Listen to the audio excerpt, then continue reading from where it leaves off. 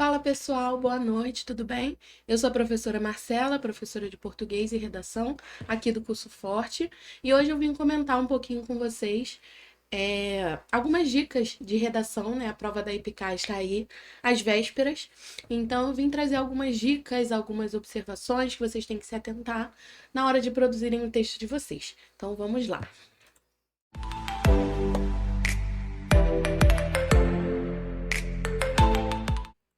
Bom, coloquei aqui primeiramente em relação à estrutura. Bem antes do corretor analisar se você formula bem as suas ideias, se elas estão encadeadas, se elas têm um link, se elas fazem sentido. Antes disso, ele precisa bater o olho no seu texto e observar que a estrutura está correta. E qual é a estrutura? O principal ponto da estrutura é a divisão correta dos parágrafos. Por que eu fiz questão de colocar aqui correta? Porque não basta dividir o texto em parágrafos. Essa divisão ela tem que estar bem feita. Então, eu sei que cada parágrafo tem que ter de 5 a 8 linhas. Tudo bem, cheguei ali na linha 6, vou para outro parágrafo? Não. Essa divisão ela tem que estar bem feita. Então, o corretor ele vai analisar também, né? Principalmente se você organizou o seu texto. Então, redação é organização e o corretor consegue perceber se o texto está organizado ou ele foi escrito, né? Numa correria só. Então, a organização ela é fundamental para o seu texto. Então, como é que a gente faz essa divisão correta dos parágrafos? Entendendo que cada parágrafo tem a sua função específica. Então, vocês vão precisar produzir, no mínimo, 4 parágrafos. Então, o corretor vai bater o olho na sua redação, não pode ter menos que isso. Os parágrafos, eles precisam estar bem marcados. Então, você não pode deixar um espacinho pequeno. O ideal é que deixe um dedo na margem. Então, precisa ser bem visível. Bem visível, né? Ali o corretor precisa perceber que ali é um espaço de parágrafo. Não pode ser um mini espaço, também não pode ser enorme. Um dedo da margem é o ideal. Outra coisa, quando não for parágrafo, não deixe um mini espacinho, né? Deixe o espaço somente quando for parágrafo. Tirando isso, colocar o texto ali até a margem, né? Direitinho colado na margem, assim como lá no final. Para o texto não ficar assim, ele precisa ser justificado. Então, ele precisa estar retinho lá no final da margem até o final da linha. Então, coloquei aqui a divisão correta. O primeiro parágrafo ele é de introdução ao tema. Como eu introduzo um tema? O tema a prova vai dar para você. Então, você precisa apresentar ao leitor. Então, o tema vai estar lá. Na sua introdução, você vai apresentar o tema para o leitor. Você vai contextualizar esse tema. Ele é uma questão histórica, é uma questão atual, atinge a quem, o que está relacionado, quais são as duas possíveis causas para esse problema, o que envolve essa questão, esse sentimento, porque às vezes os temas são mais abstratos, mais subjetivos, né? Questão comportamental. Então você vai nortear, você vai mostrar tudo que envolve esse tema, né? O tema ele não está solto, ele precisa, né, ser contextualizado ali no seu texto. Isso tudo você vai fazer na sua introdução, além de apresentar a sua tese. O que é a sua tese? É o seu ponto de vista. Um texto argumentativo precisa ter uma tese, o seu ponto de vista que você vai defender com argumentos. Os argumentos você vai apresentar nos 2 próximos parágrafos. Qual é a questão aí? O desenvolvimento 1 precisa ser diferente do desenvolvimento 2. Ele não é uma continuação, por mais que o texto esteja encadeado, o desenvolvimento 2 ele não é uma continuação do primeiro, ele é mais um argumento. Então, ele tem ali uma conexão com o primeiro, mas ele traz um argumento diferente. Então, a gente vai ver alguns temas que já caíram, e aí eu vou comentar um pouquinho, né, do que poderia ser tratado ali. E o último parágrafo também, o ideal de 5 a 8 linhas por aí, para cada parágrafo, menos que 5. É um parágrafo que ficou raso, então tem que ter ali de 5 a 8 linhas, que é o ideal. Na sua conclusão, você não vai trazer nenhuma nova ideia. Como o nome já diz, na conclusão você conclui. Então, nada de além disso, nada de, tenho aqui uma música muito legal, vou apresentar. Não, você vai apresentar ao longo do seu texto. Lá no final, você não pode trazer nenhuma nova ideia. Surgiu na minha mente um argumento. Será que eu posso colocar? Porque esse argumento é muito bom. Não, porque você vai mostrar para o seu corretor que você não planejou o seu texto. Porque esse último argumento, como ele surgiu de última hora? O texto não foi planejado, então esse argumento não pode entrar. Na conclusão, você retoma o que você disse, você reforça o que você disse. Então, você começa lá, fica evidente, portanto, retomou tudo o que você já disse, mas você não traz novas informações, ok? Por isso que se faz um esboço, um rascunho, para você organizar bem a sua ideia, né?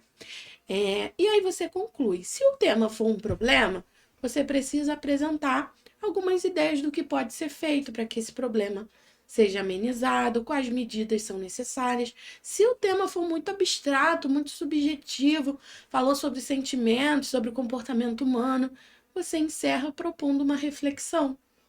Questão de comportamento na sociedade, você propõe uma reflexão e encerra, ok? Então, a estrutura é importantíssima, divisão de parágrafos, entender o que cada parágrafo deve apresentar, qual é a função dele, é fundamental, tá bom?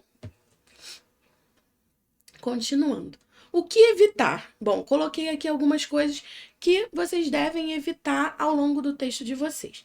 Primeiro, o uso, aqui ficou um plural, por conta da digitação, o uso da primeira pessoa. Primeira pessoa, a gente tem a primeira pessoa do singular, eu, né? Deixa eu aumentar um pouquinho essa fonte.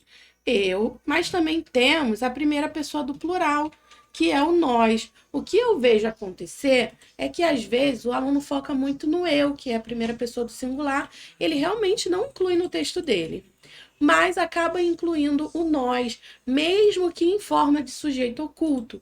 Então, às vezes, não aparece o nós, mas aparece podemos, sabemos, temos, vimos, concluímos. Tudo isso é primeira pessoa. Coloquei lá, podemos mudar essa realidade. Podemos? Não. Como é que eu posso substituir o podemos? A sociedade pode. Ou, não quero dizer a sociedade pode. Você coloca pode-se mudar, ok? Então, aí você não usou a primeira pessoa, você não se incluiu no texto, porque o podemos, devemos, sabemos, tudo isso inclui você também, primeira pessoa do plural, ok? Então, isso você não pode incluir na sua redação a primeira pessoa.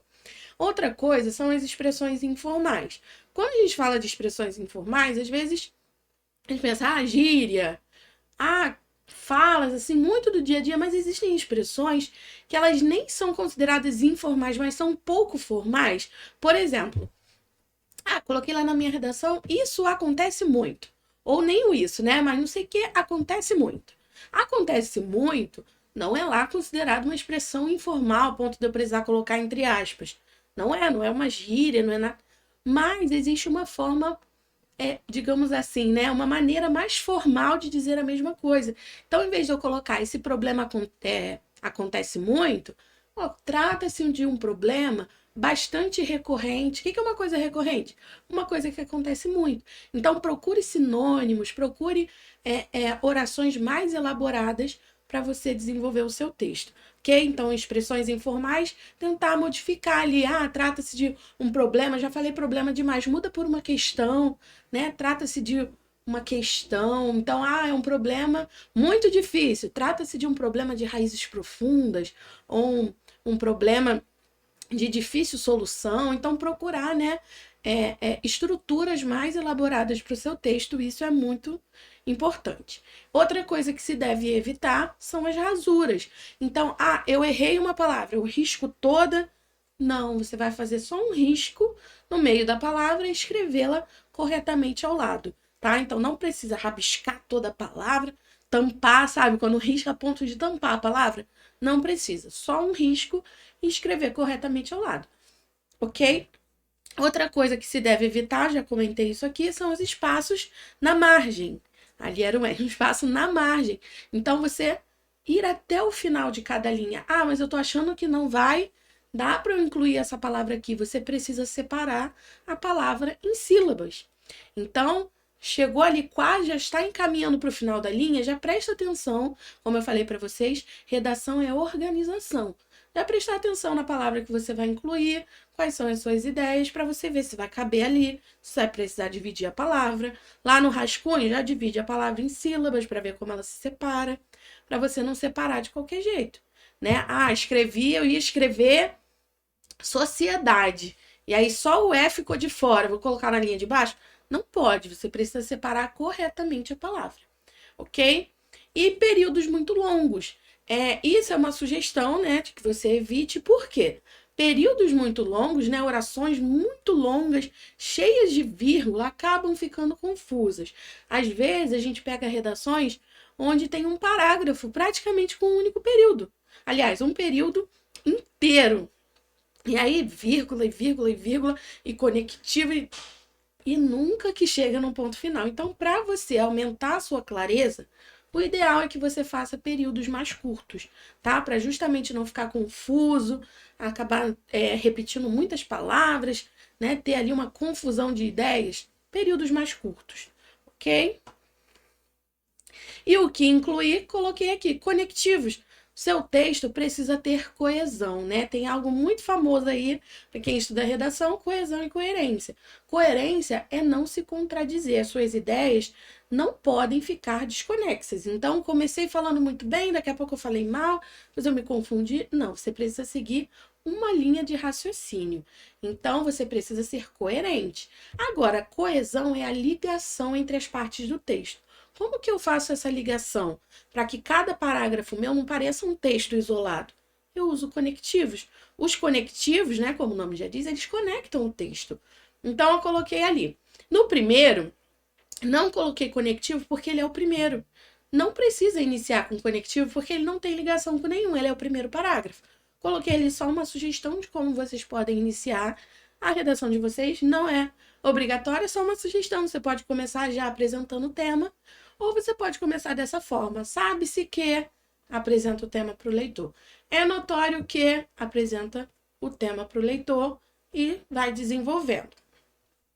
No segundo, é obrigatório o conectivo, porque ele precisa estar encadeado com o primeiro. Então, diante desse cenário, que cenário? O cenário que eu falei lá no primeiro parágrafo. Então, eu já estabeleci ali uma conexão entre esses parágrafos.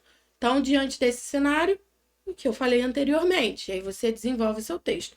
Uma sugestão, existem vários outros conectivos que você pode usar diante desse cenário, dessa forma, dessa maneira, sendo assim, né? Ali é uma sugestão. O terceiro é um conectivo mais elaborado, que vocês podem usar também, que é muito bom, que é o ademais. Também tem, além disso, outro fator importante, mas ali é uma sugestão. Ademais, que significa além disso, ou seja, uma ideia ali de inclusão, você vai colocar o seu segundo argumento, que precisa ser diferente do primeiro.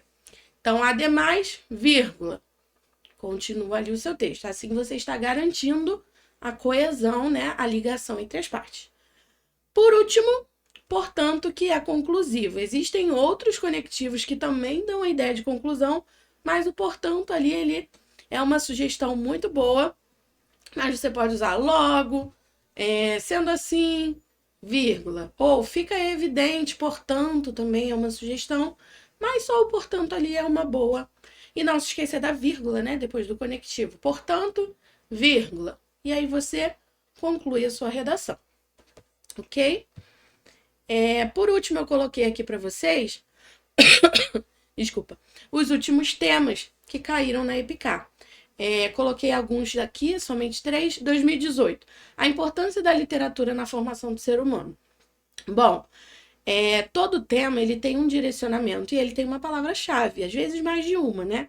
Você precisa entender completamente o tema. Eu preciso dominar, saber tudo. Não, você não precisa saber tudo, mas você precisa falar sobre, né? Então, por isso que é importante ter o hábito da leitura, pesquisar, entender o que está se passando, o que está comentando por aí, né? Para você saber falar de tudo um pouquinho.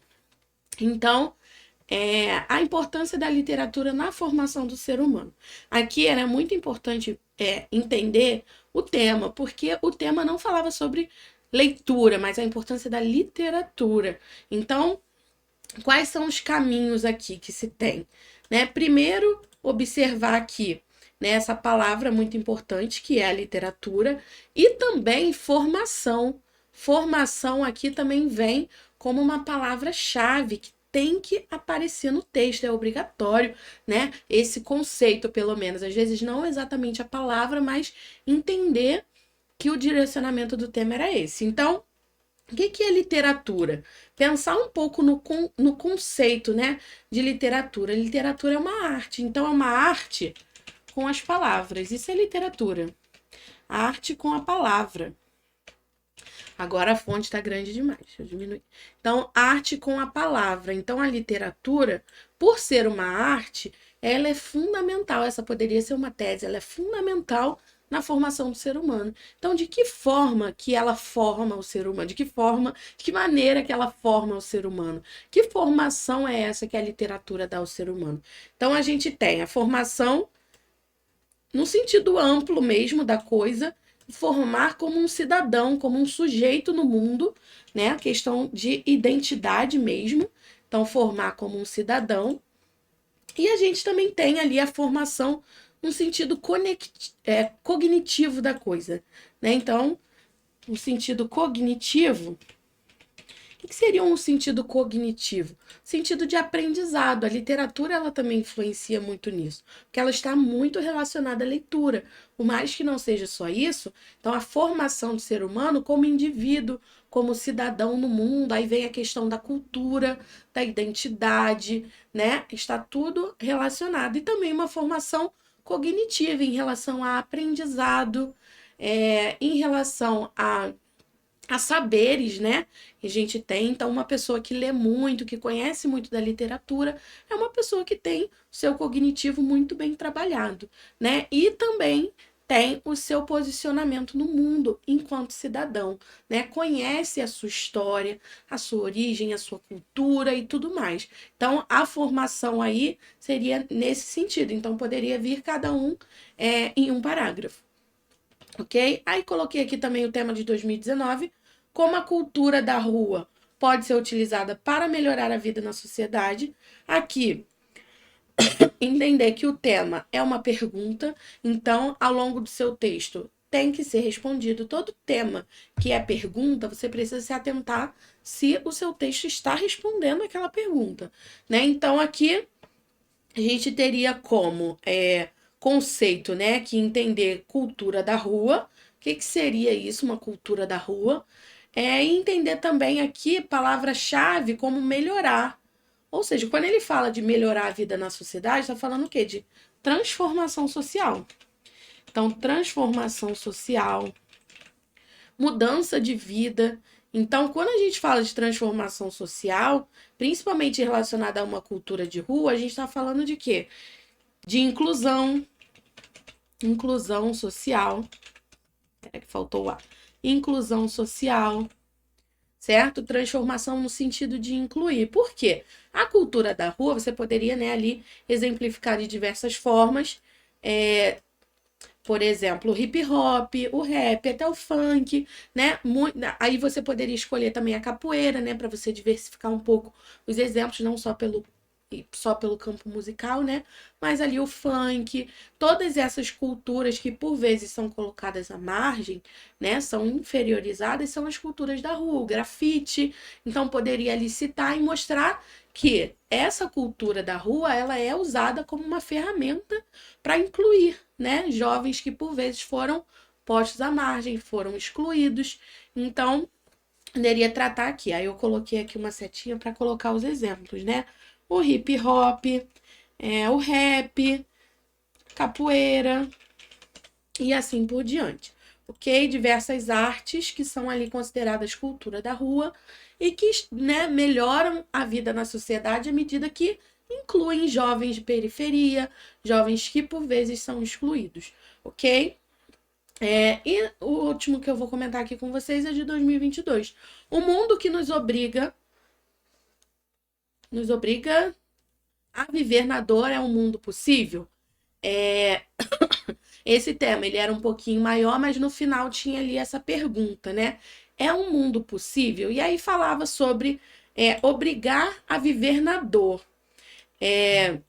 Quando fala sobre isso, ele está falando. Primeiro, a gente tem que observar que esse tema aqui ele é muito subjetivo. Ele fala sobre sentimento, sobre comportamento. Então, é comum, né? A gente percebe que tem ali a chance de cair um tema dessa forma, subjetivo.